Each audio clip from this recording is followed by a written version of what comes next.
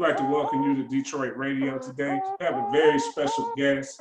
I think he has some very interesting topics. A brother that's been putting in work most of his life out here, and he's going to tell you more about himself today. His name is Wayne Birch. Wayne, I want everyone out there to know your story and why it's so interesting and unique, and why you chose to go the route that you took in life. Well, I'm from Atlanta, Georgia, from College Park to be exact, the south side of Atlanta. And, I always played sports. I played every sport: football, basketball, baseball, ran track, played golf. And I guess I kind of got into that golf. My dad played golf, I had an uncle who played in the NFL, and he played golf. So I was introduced to the game early, the game of golf, but I never really played it, because that wasn't what we did in College Park. We ain't play no golf. But once I got to high school and was able to work, my daddy told me, golf where the money at. So I didn't listen. I listened to him, but I didn't really understand what he was saying then. So I just went and got me a job at a golf course. So I was working at Lakeside Golf Course. I was 15 years old. And then I started working at Piedmont Driving Club, caddying. So I had two jobs. So I was a cart attendant, and I was caddying at a different golf course. Okay. And when I was caddying, it was straight cash money, and I was loving that. I'm like, ooh, I was just doing Saturday and Sunday caddying, and I was working during the week as a cart attendant. So another golf course opened up, Wolf Creek. Then I had three jobs. All of them was at the golf course. I was a cart attendant at Lakeside, I was caddying at Piedmont Driving Club, and I was a cart attendant at Wolf Creek. So I'm just grinding, getting in money. I'm literally hustling, you know what I'm saying? I'm really trapping this golf, you know what I'm saying? I'm getting money with this golf. Yeah. And end up going to college on a golf scholarship. Wow. So I'm trapping this golf, you know what I'm saying? Yeah. School, free of charge, off golf. And once I graduated, I jumped right back into school, got my master's. So I was a school teacher. I majored in secondary education. I got a minor in business administration. So as soon as I graduated May 13, 2010, and I was in grad school June 6, 2010. I ain't take no time. I'll jump straight into the summer session, and I'll start working on my master's. And then after I got through with that, I went back to try to play a little bit of pro golf, kind of struggled. And then the opportunity for me to caddy came up, so I took it. How soon? But I want to touch on a couple of things real quick. Interesting points you made about how you've been grinding and working at certain things your whole life to get to where you are right now at this moment. I want to know, how long have you been a caddy? Because you talked about your journey of trying professional golf and then becoming a caddy. How did that come about? So I caddied when I was in high school, and then I never really thought about playing pro golf. Nobody around me was playing pro golf. I didn't even know, like, when I was playing golf in college, I never thought about playing pro golf. I never had nobody to push me, or no structure, or no swing coaches, or none of that. I was just trying to get out of College Park, get out the hood, and get me this piece of paper, because no male in my family had went to college. So I was the first one. So I was just trying to get that piece of paper. I was like, shit, I just want to graduate. You know what I'm saying? Nobody ever in my family and graduated from college. No male. Now, girls in my family, they do well. But all the boys, they fall into that trap. Yeah. That trap. The jail. And, yeah. Too many kids, too many women, by too many women. Yeah. And I was just like, man, I just want to get up out of school. And I went to college in Louisiana. I didn't know nobody down there. I went at 18 years old, as far as I can get away from Atlanta, that I didn't have to pay for college. I had other golf scholarships. I had some football scholarships. I just got tired of playing football. I played football from when I was 5 until 18 every year. And then I started loving that game of golf, you know, really loving it. And then I ain't have to do all them workouts and running. I'm like, man, I'm chilling, man. I'm finna play this golf. And I can go to college and play and won't have to pay. It's a no-brainer for me. I'm going to play this golf. Yeah. But still, I was just using the golf to get that piece of paper. Yeah. But on the other side, I just wish I had some more guidance to be like, man, you know you can go pro in this. You know, you always knew you can go pro in football and basketball and baseball, but nobody told me I could go pro in golf.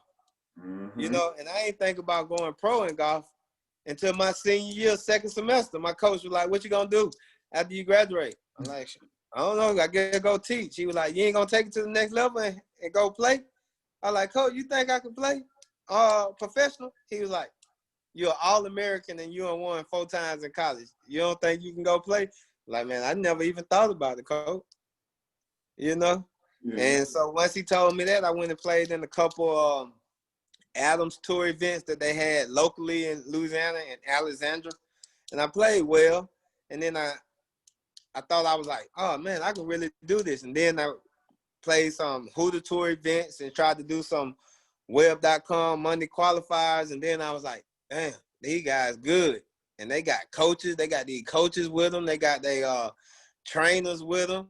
And I'm just out here, you know, by myself. I'm like, yeah.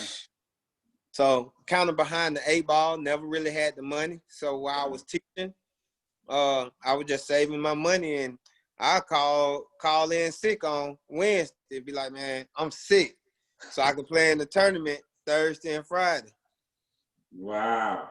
Man, that's, like I said, totally interesting story. I think it's interesting when I'm hearing about young black men who played golf and became successful and did it at a professional level. I said, nah, I think it's something that a lot of people need to hear. And, you know, and it sounds like earlier you mentioned you've been trapping all your life, and that's leading you to other things in your life too. Let's talk for a moment about the clothing line that you have and what that represent and how that, you know, how did you come up with that name? So, like I said, I've been trapping this golf all my life. You know, when your first job is at a golf course, that's how you first start getting money. I was getting it with golf. All my jobs up until I start becoming a teacher, all was in the golf industry. Okay. You know, so that's what I mean by I'm trapping this golf. So that's how the name came up, Trap Golf. So by me being a teacher, I could see what captivate the youth, you know, and they gravitate toward the trapper. They gravitate toward the drug dealer or the hustler that they see with all the cars and the clothes and the girls. You know what I'm saying? That's what they gravitate to. Yes. So that's why I came up with the clothing line Trap Golf. So when they hear that word trap, that's gonna catch their attention. And then that Trap Golf, so then they're gonna start looking at it and they're gonna be like, damn, them Trap Golf boys, they doing the same thing that these boys over here doing. But these boys on the Trap Golf, they ain't going to jail. Yeah. They ain't getting locked up. They ain't getting shot at. And the ones that's right there on the fence, they can go to them streets or can come to this golf course. Those are the ones we want to catch.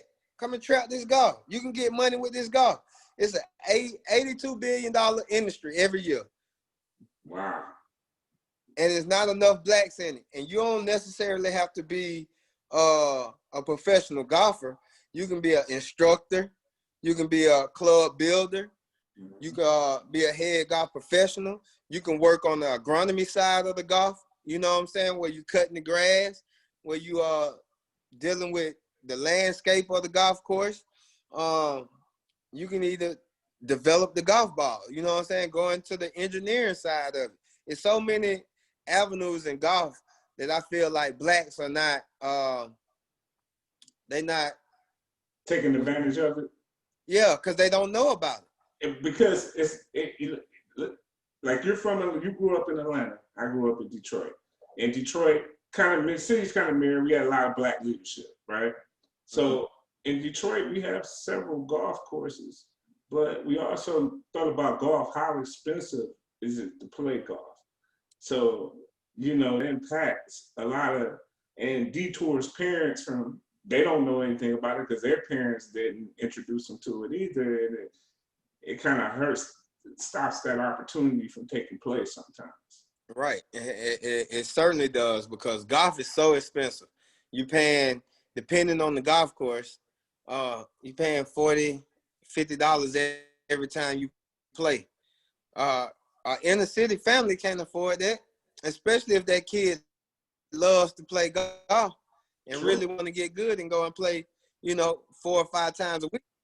Where they gonna come up with $300, $400, and that's just to play for the week.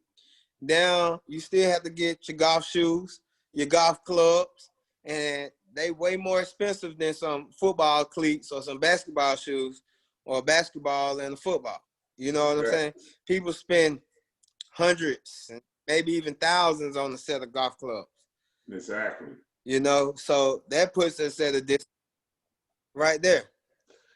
So we just haven't been exposed to the game of golf like other races.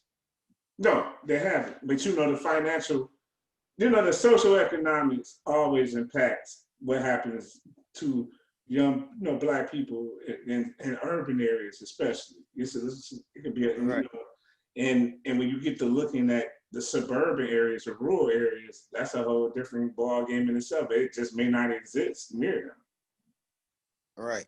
So I think, you know, the game of golf, you've definitely been blessed and fortunate to talk about some of the things you accomplished and experience some of the things you experienced in life. Also, the relationships that I made through this game of golf is unreal.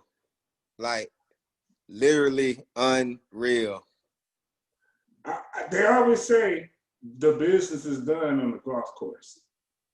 Yeah, by the time you get to that meeting, when they have the company meeting and telling you about this stuff, they already talked about it on the golf course, on how it's gonna go and what we're gonna say. They just tell y'all about it then, but the decision is already made on the golf course. And that's priceless. What you giving them, that's priceless. You know, because who would think that, you know, for the average young person, who would think that everything is happening on the golf course like that? Everything's on the golf course. They would have no idea about it. And I love the name too, Trap Golf, you know, and you got to keep pushing this, and, you know, you definitely got to keep this product rolling out. Where can people buy Trap Golf at? They can go to trapgolf.com. We're e-commerce. We only online. And I think that's helping us because of COVID. So more people sitting at home and playing on their phone. And then Instagram, we had Trap Golf Official. And our sales went through the roof. Like, we've been working on this company for a while, but we just launched it officially like in June. And man, it's been going through the roof. And what helped was we came in second in Reno, and I had my Trap Golf hat on, so the cameras is always on us, and we was mic'd up. We was mic'd up on Friday, and we was mic'd up on Sunday. Okay. So I got everybody out here on the PGA Tour getting trappy. That's what we say, get trappy, stay trappy. You know what I'm saying? What, man, that's beautiful. So, yeah. Because we know everybody on the tour don't look like me and you, so that's beautiful. Yeah, they rocking with me, man. They rocking. That's beautiful. Man, that's a beautiful thing. Trap. I also got the hottest producer in the music industry, Hanky. That's one of my partners. We went to Southern together, and with me and him, we used to throw house parties together. Yeah. We used to call them the A-Town House Party. We used to charge people to get in, charge dudes to get in. We charged dudes $3, all the girls free. And I used to fly home to Atlanta and go to Discount Mall and get these CDs that was already mixed up from Big Oom. Mm-hmm. I bring them back, and we had like this 6-disc changer. You know how you put it in there once the CD done, it'll change the next one. Man, we had that with these big old speakers. They already mixed down with all the tightest songs, all the Lil Jon crunk songs. Man, we had them parties so live.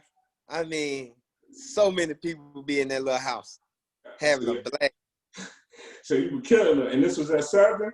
Yeah, this was at Southern. And now my boy, he's a producer. He produced Living My Best Life, Smile Bitch with Lil Duval. He got this new song out with Casey Lee called My Love. He produced that Walk Around the Club for Everybody. Who? Yeah, okay. You know what I'm yeah. He produced that California with T.I. Young Dolph. He got a lot of stuff, man. I've heard his name before. You know, definitely. Yeah, because it's a lot of producers we work with, and a lot of people we still work with on the music side in Atlanta too. A lot of so I definitely heard it. A couple days our sales and went up too because he took a photo shoot and had the Trap Golf hoodie on. Wow. And posted on his Instagram. He got like 30,000 followers, and I was on the golf. Wait a minute. You say he got 30,000 followers for posting the Trap Golf? No, he already had 30,000. But I'm saying, by posting it, his fans, the people who follow him, start looking at it like, "Where's the Trap Golf?"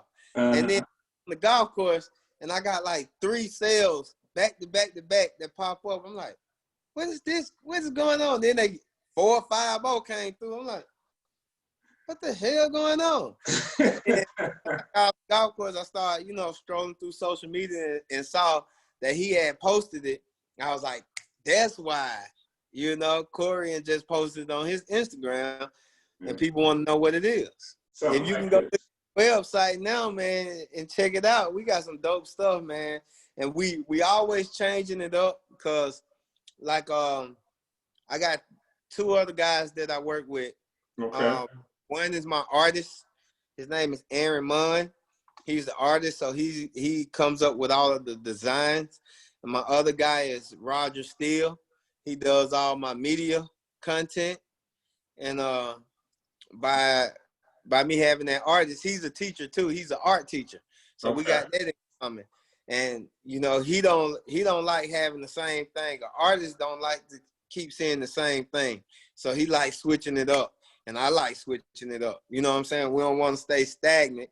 Just keep switching it up, keep bringing something new. And that's how we can get that youth, get more of the youth into the golf.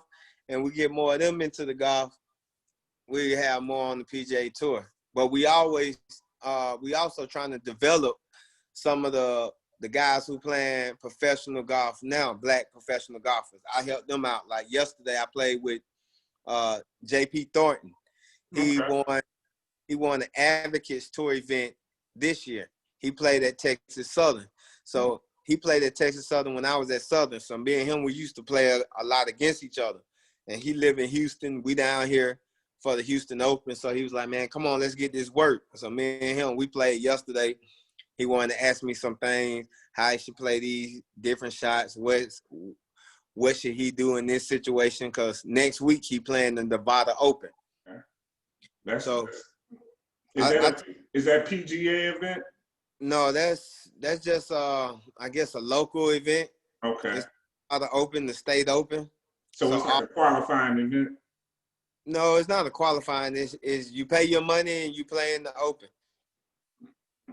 So typically, is there any prize money that comes along with it? You win? Prize money. It's just like the Detroit Open or the Georgia Open. It's the state. So it might cost you $500 entry fee or $400 entry fee, but winner, if you win it, you might get $35,000. Okay, man, that's not bad then. That's not bad at all. Yeah.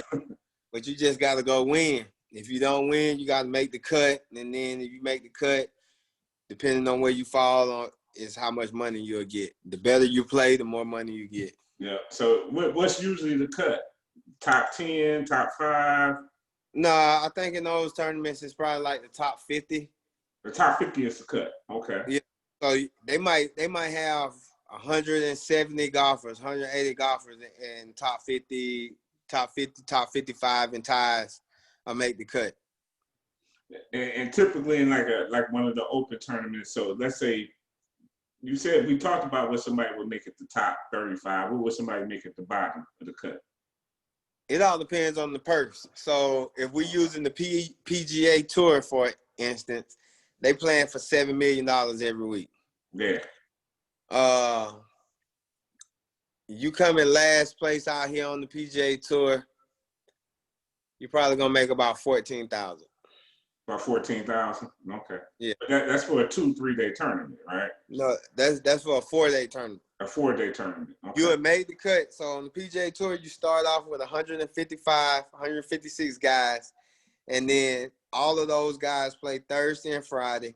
And Friday they make a cut to the top 65 in ties. Okay. And once that cut, then you in the money. If you don't make the cut, then you just lost money.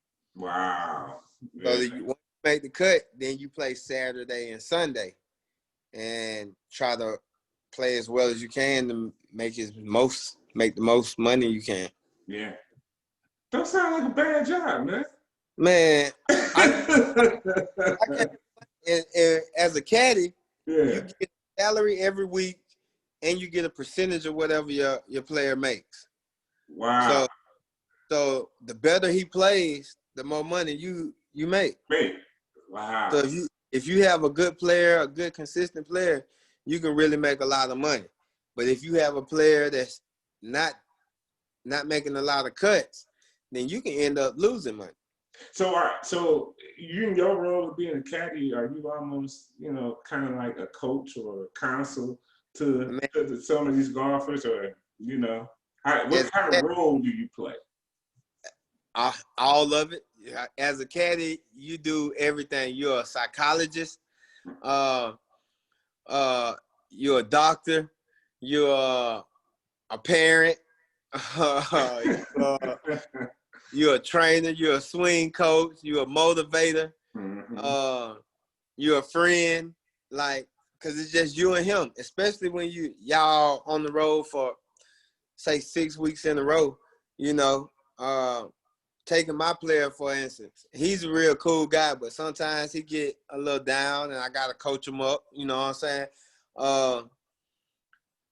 Another guy I used to caddy for, I had to be like his psychology coach. You know what I'm saying? Hey, man, stop thinking about this. This where your head need to be. Mm-hmm. He had little girl problems. I'm like, he'll talk to me about that. I'm listening to this. I'm like counseling. Look, brother, you don't need to be dealing with her because this causing too much confusion while you're on the golf course. You thinking about this and this. And so a role of a caddy is you do a lot, man. But you got to know how much to do without doing too much, So you got to, it's a give and take, and it all depends on your player as well. Some players need a lot, and some players don't need a lot. Yeah. Yeah. What's the hardest part of the job? Hardest part, well, I would say the hardest part before I got married, the hardest part was when it has the potential to rain. So yeah, you got so much stuff in the bag, extra socks, gloves, towels. You got the umbrella, his rain gear, my rain gear, and that bag be heavy as hell. So I would say that's probably one of the worst parts, when you got all that stuff in the bag. You're not playing well, so you carrying this heavy ass bag around, and you not playing good. So you're in a bad mood. So that's probably like the hardest part. But right now, since I've been married and have my son, the hardest part is the travel, being away from him. You know what I'm saying? Because I miss my little man, and sometimes I be gone 6 weeks at a time. I come back home, he act like he don't know who I am. Bye. Hey, well, hey. caddying can be tough, especially when you don't have it going, when you're not playing well, and to try to keep your player motivated to keep, come on, don't give up. It's easy to give up in golf, but just keep on fighting. I think that's the hardest part, to try to get your player when he don't have it, to just keep on fighting, and all they need to see is one putt or one shot, hit one good shot to see one good putt go in, and then they can get on the road. Yeah. But sometimes, with golf, you just can't get it in the hole some days, or you just can't swing it the way you can some days. It's a fine line between when you own in golf and when you off. Yeah. But I mean, it's like sports, period. Like, I played college basketball. I played at Pine Bluff, UAPB. Okay, swag. Yeah, swag. Yeah. So, it's like, any sport, you off sometimes, you off. It's a bad day. It's a bad day. You try to make up for it as much as you can doing something else. Maybe, hey, I can't drive the ball good. Maybe you might be putting great, Right. So, yeah, I definitely understand that. And sports definitely involves a lot of psychology. A ton of it. Yeah. You got anything you want to share with everybody today before we wrap up? Go to trapgolf.com and shop with us,